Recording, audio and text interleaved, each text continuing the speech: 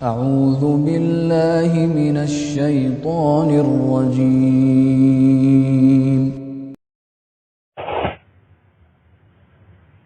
بسم الله الرحمن الرحيم. السلام عليكم ورحمة الله وبركاته. الحمد لله والصلاة والسلام على نبينا محمد وعلى آله وصحبه وسلم تسليما كثيرا، أما بعد. الحاضرون الحاضرات rahimani wa rahimakumullah. Sikonto pemujian milik karim Allah subhanahu wa ta'ala. Nasabah ia mikarim Allah subhanahu wa ta'ala alladhi an'amana bini'amin kathira. Jalla Allah subhanahu wa ta'ala yang telah memberikan nikmat yang banyak. An-ni'matu la tu'addu wa la tuhsa. Nikmat yang tidak bisa dihitung, nikmat yang tidak bisa diketahui jumlah dan bilangan. Kama qala jalla wa ala wa in ta'uddu ni'matallahi la tuhsuha. Kuna eroke anreken-reken sikon tu nikmat nakaring Allah subhanahu wa ta'ala la tuhsuha. Niscaya kalian tidak akan mampu untuk menghitungnya. Walau sekiranya niat kita kumpulkan sikon tu tamparan ya kadinya terlinung. Kita mengumpulkan 7 lautan yang ada di bumi untuk dijadikan tinta.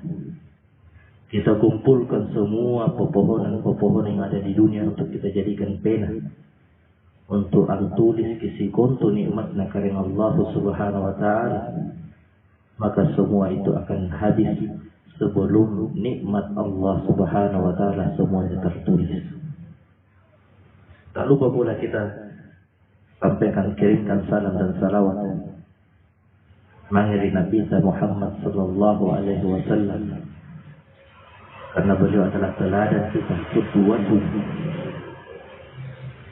alladzi yukhrijun nasa minadh dhulumati ila an-nur, yang membimbing si kontru patau dari alam kegelapan, dari alam jahiliyah, dari alam di mana kita tidak mengenal Allah subhanahu wa ta'ala, ila nur, kepada cahaya yang terang benderang, yaitu al-Islam.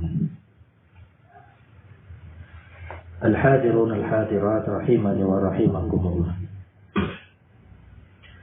Pada kesempatan pagi kali ini, izinkanlah saya pribadi untuk mengedepankan suatu ilmu yang sangat berharga bagi kita semua. Karena berdirinya saya di depan hadirin wal hadirat bukan berarti ana khairum minkum, saya lebih baik daripada kalian. Tidak. Karena saya berada di depan kalian ini tidak lain untuk at-tanasuh wa at-tadzakur, untuk saling mengingatkan, saling ingat, saling nasihat menasihati. Nasabah ini kanaya pakain saling nasihat menasihati. Naka-naka Allah Jalla wa Ala, fadzakir fa inna dzikra tanfa'ul mu'minin. Saling mengingatkan, karena sesungguhnya saling mengingatkan itu sangatlah bermanfaat bagi nai tahunnya tatapah mengerikan Allah subhanahu wa ta'ala. Al-hadirun al-hadirat rahimani wa rahimakumullah. Inna Allah ta'ala khalaqal khalqa. Situjen-tujennya karing Allah subhanahu wa ta'ala, ia menciptakan si kontu makhluk, baik itu makhluk yang ada di langit maupun yang ada di bumi. Dan Allah Subhanahu wa ta'ala menciptakan semua makhluk bukan berarti tanpa tujuan. Jadi kanten ini diciptakan jadi karena Allah Subhanahu wa ta'ala, ini tujuan karena Allah Subhanahu wa ta'ala. Apa tujuannya? Yaitu liya'buduhu wa la yusyriku bihi syai'ah. Niyaki ansomo, niyaki beribadah mengiri ia, wa la yusyriku bihi syai'ah. Natena ni paruai karena Allah Subhanahu wa ta'ala. Nah kana mukaring Allah Subhanahu wa ta'ala, wa ma khalaqtul jinna wal insa illa liya'budun. Tidaklah aku ciptakan jin dan manusia illa kecuali liya'budun, tidak lain untuk beribadah kepada aku. Nah, ibadah di sini jemaah sekalian, itu ada dua jenis. Ada namanya ibadah yang sahih dan ada namanya ibadah yang batil. Ibadah yang sahih atau ibadah yang benar adalah ibadah yang diridhoi dan dicintai oleh Allah Subhanahu wa ta'ala. Sedangkan ibadah yang batil, ibadah yang ditolak oleh Allah. Artinya Allah tidak ridho dan Allah benci kepadanya. Jadi kami ini pilih jemaah sekalian. Tentu yang kita pilih adalah ibadah yang sahih, ibadah yang benar, ibadah yang diridhoi dan ibadah yang dicintai oleh Allah Subhanahu wa ta'ala. Mungkin muncul pertanyaan pada jemaah sekalian, bagaimana kita bisa membedakan ibadah ini benar dan ibadah ini salah? Caranya adalah dengan melihat syaratnya. Karena ibadah yang benar itu memiliki dua syarat. Niat syaratnya, jemaah sekalian. Tapi amusnya apa syaratnya nih karena ibadah yang benar? Syaratnya yang pertama adalah ikhlasu bin niyah, ikhlas dengan niat. Dari mana kita tahu syarat pertama adalah harus ikhlas? Itu batu tuntunan Nabi Muhammad sallallahu alaihi wasallam dalam sebuah hadis yang diriwayatkan oleh Imam Bukhari wa Muslim dari sahabat Umar bin Khattab radhiyallahu taala anhu. Kata Rasulullah sallallahu alaihi wasallam, innamal a'malu binniyah. Sesungguhnya semua amalan itu tergantung dengan niatnya. Wa innama likulli imri'in ma nawa. Dan semua apa yang dilakukan oleh seseorang itu tergantung apa yang dia telah niatkan. Kalau niatnya karena Allah, maka dihitung niat karena Allah. Kalau niatnya bukan karena Allah, maka dia dihitung dengan apa yang telah dia niatkan. Karena Nabi Muhammad SAW, faman kana hijratuhu ila Allah wa rasulih, fa hijratuhu ila Allah wa rasulih. Barang siapa yang hijrahnya karena Allah dan Rasulnya, maka hijrahnya itu karena Allah dan Rasulnya. Wa man kana hijratuhu lidunya yusibuhu aw imra'atin yankihuha, fa hijratuhu ila ma hajara ilaihi. Barang siapa yang hijrahnya karena dunia ini dia raih atau karena wanita yang ingin dia nikahi, maka hijrahnya tergantung apa yang dia niatkan. Jadi itu yang pertama. Para ini palang busuk niat. Nah, yang kedua adanya mutabah, ittiba. Ada tuntunan dari Nabi sallallahu alaihi wasallam. Niat contoh. Nasarnya Nabi Muhammad sallallahu alaihi wasallam. Dalilnya adalah dalam hadis yang diriwayatkan oleh Imam Muslim dari Aisyah radhiyallahu taala anha, bahwasanya Nabi sallallahu alaihi wasallam bersabda, "Man 'amila 'amalan laisa 'alaihi amruna fa huwa radd." Ainai tahu panggaukan panggaukan. Laisa alaihi amruna, tidak ada contoh dari kami dengan tuntunan dari agama. Wa huwa raddun, maka amalan itu ditolak oleh Allah Subhanahu wa taala. Nah, jadi jemaah sekalian, inilah barometer, ukuran takaran bahwasanya ibadah itu benar atau tidak. Kalau ibadahnya benar, kalau dia memenuhi dua syarat. Kalau ibadah itu batil, kalau dia tidak terpenuhi syaratnya. Nah, tiada kata kita ambil sebuah contoh. Nah, sembahyang pagi, sembahyang 5 waktu. Ini wajib atau tidak? Nah, kita lihat. Punna as-sembahyang. Kita lihat yang pertama. Apakah niat sholat kita itu karena Allah ataukah bukan karena Allah? Punna niat karena Ta'ala Subhanahu wa ta'ala, maka tentu syarat pertama terpenuhi. Sembahyang karena Allah. Yang kedua, ada tidak perintah? Ternyata ada perintah dari Al-Quran maupun dalam Sunnah.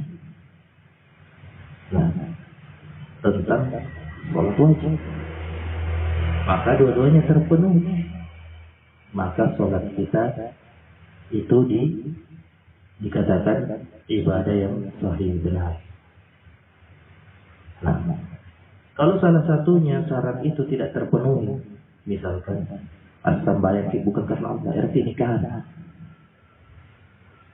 Iya, maka tentu sholat kita tidak diterima oleh Allah Subhanahu wa ta'ala, dianggap batil.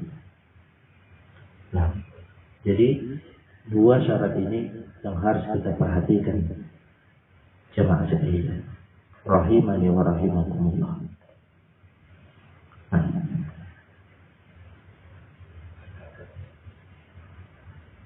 oleh karena itu Allah Subhanahu wa ta'ala juga berfirman, wa'budullaha wa la yusriku bihi syai'an. Beribadahlah kalian kepada Allah dan janganlah kalian menyekutukan Allah dengan sesuatu apapun. Nah, jadi beribadah juga di sini diartikan oleh mayoritas para ulama, dari kalangan para ulama, liya'budun juga di sini diberikan makna liyuwahhidun, yaitu menauhidkan Allah Subhanahu wa ta'ala. Kenapa? Karena tujuan ibadah itu tidak lain adalah untuk menauhidkan Allah Subhanahu wa ta'ala, yaitu ifradullahi bil ibadah, mengesahkan Allah dalam hal peribadatan, menauhidkan Allah, menunggalkan Allah dalam hal peribadatan. Ibadah tuang kana puna sambayang ki, puna nyombah karena Allah Subhanahu wa ta'ala saja. Ini semua. Puna apalagi ini kita berdoa, mengharap sesuatu, maka karena Allah Subhanahu wa ta'ala ini apalagi. Nah, itulah maksudnya kenapa liya'budun di sini diartikan juga sebagai liyuwahhidun. Nah, kemudian wala yusriku bihi syai'an, dan janganlah kalian menyekutukan Allah dengan sesuatu apapun. Jadi tidak sempurna ketauhidan seseorang tatkala dia menunggalkan, mengesahkan Allah dalam peribadatan, tapi dia tidak meninggalkan kesyirikan. Nah, semua dakwah para nabi dan para rasul itu tidak lain adalah mengajak seseorang untuk menauhidkan Allah dan menjauhkan orang dari kesyirikan. Ini keminat kita Muhammad sallallahu alaihi wasallam, apa yang dia dakwakan? Dakwanya adalah dakwah tauhid.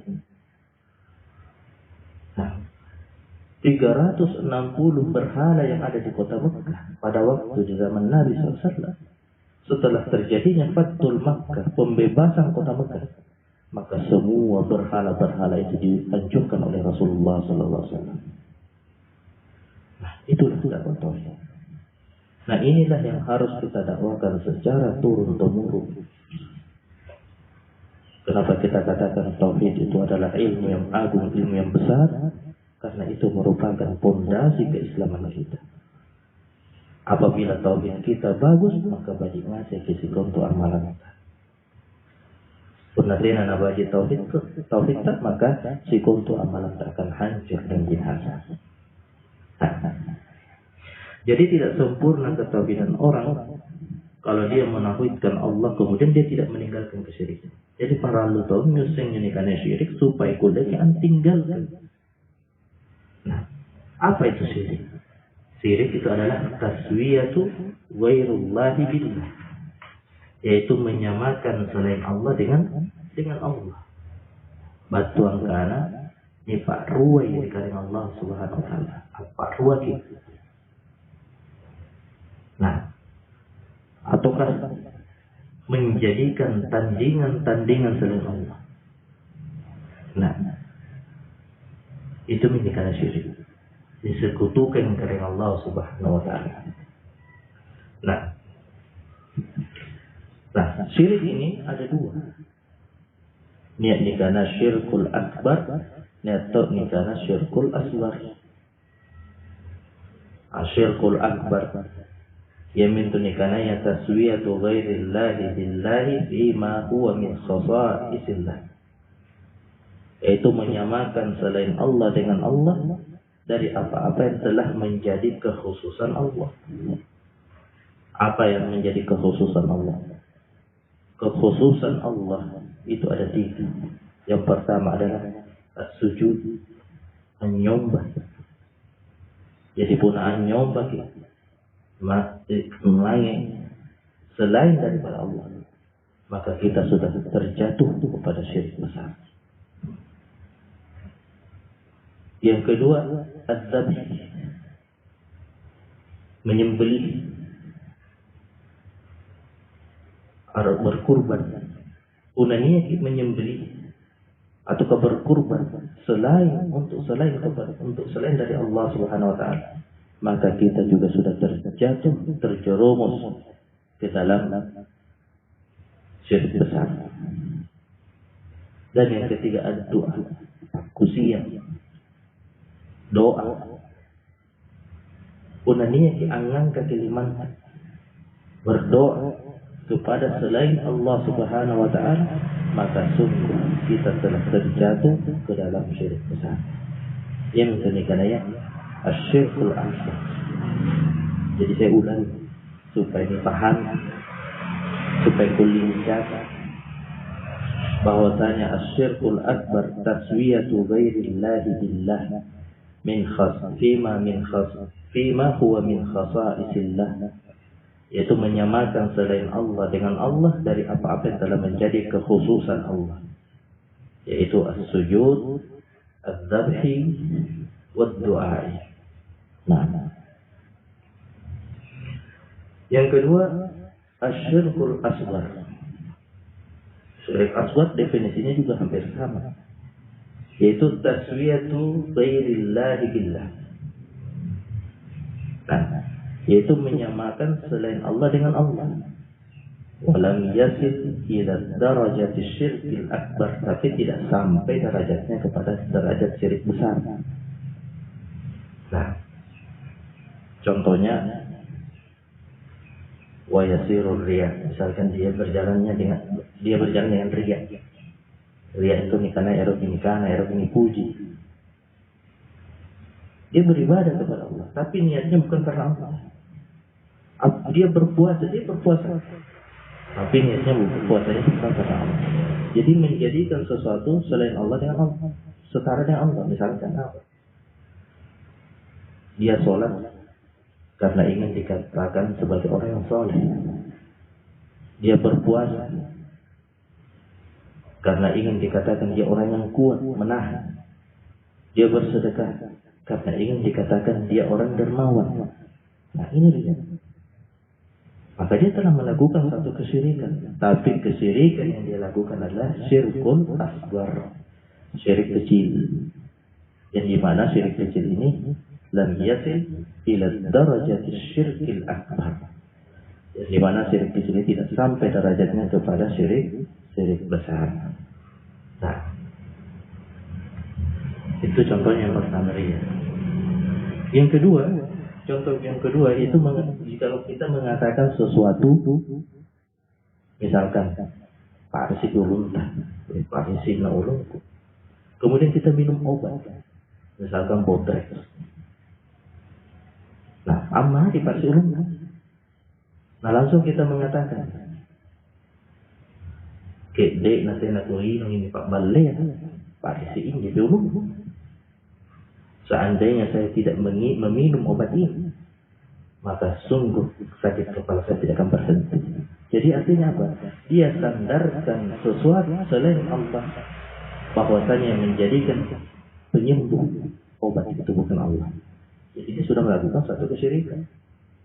Syirik yang dimaksud adalah syirkul asghar.